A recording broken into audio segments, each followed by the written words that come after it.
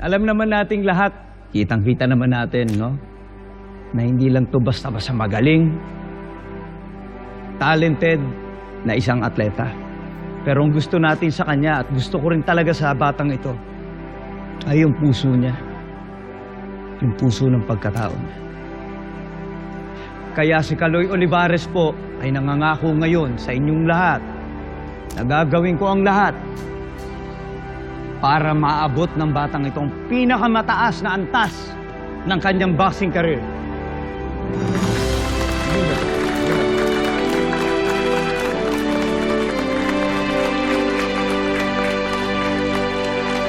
Yes, please.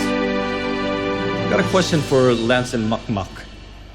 The whole country watched your grudge match.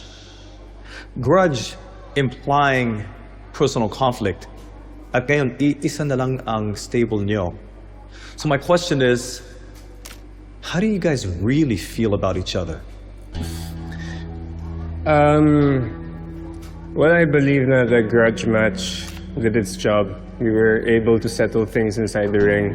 And I know na we had a lot of misunderstandings before. There were times na our emotions got the best of us. But that's all in the past. What's important now is that Makmak and I are together in a team now. Right?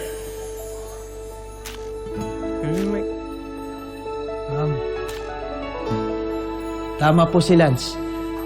Nangyari na po yung mga nangyari. Ayaw na namin yung mga away. Pero ngayon, mag-focus na po ako sa boxing ko. We're good friends now. Come on. Good job, good job.